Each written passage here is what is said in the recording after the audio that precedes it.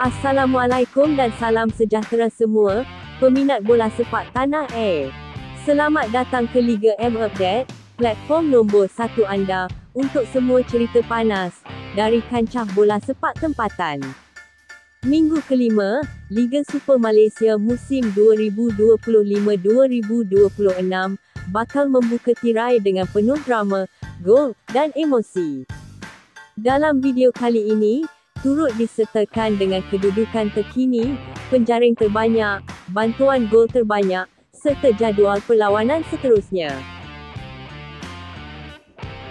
Jangan lupa ya geng, sebelum kita teruskan, tekan butang like, share, dan langgan saluran ni. Jangan lupa juga aktifkan loceng notifikasi, supaya anda tak ketinggalan dengan berita paling pantas dan panas dari Liga Malaysia. Hoi geng bola, minggu kelima Liga Super Malaysia 2025-2026 kembali membara, bermula 19 hingga 22 September ini. Banyak perlawanan gempak yang bakal jadi penentu kedudukan awal Liga. Jom tengok line up perlawanan yang confirm buat jantung berdebar. Pada Jumaat 19 September 2025, Terengganu FC lawan Melaka FC berlangsung di Stadium Sultan Mizan Zainal Abidin, Gong Badak, bermula jam 9 malam. Skuad penuh mahu cari 3 mata penuh di laman sendiri, tapi Melaka FC tak datang nak bagi laluan mudah. Kemudian pada Sabtu, 20 September 2025, Immigration FC lawan Negeri Sembilan di Stadium Negeri Pulau Pinang, Batu Kawan, sepak mula jam 5 petang. Pertembungan petang yang penuh strategi, siapa lebih tajam, Immigration atau Rusa. Kemudian diikuti oleh perlawanan antara PDRM FC lawan Kelantan The Real Warriors FC di Stadium Majlis Perbandaran Selayang, sepak mula jam 9 malam. PDRM nak kekal konsisten, tapi Warriors Kelantan pasti akan bagi lawan sengit.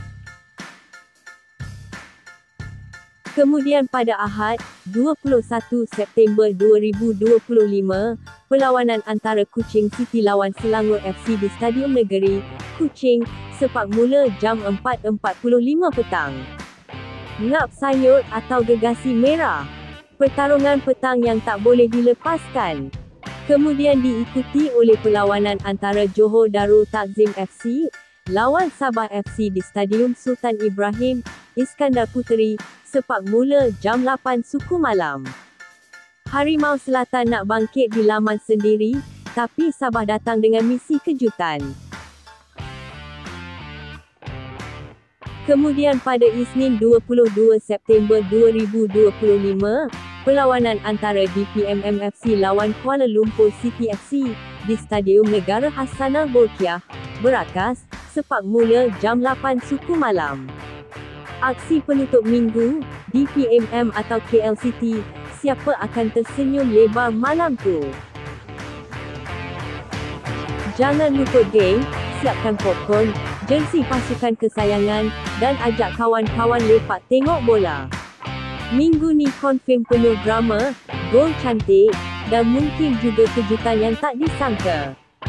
Nak sokong siapa minggu ni? Drop nama tim korang kat komen. Jadi itulah dia, jadual perlawanan Liga Super minggu kelima tahun 2025-2026. Segala yang anda perlu tahu tentang Liga Super Malaysia ada di sini, Liga M Update.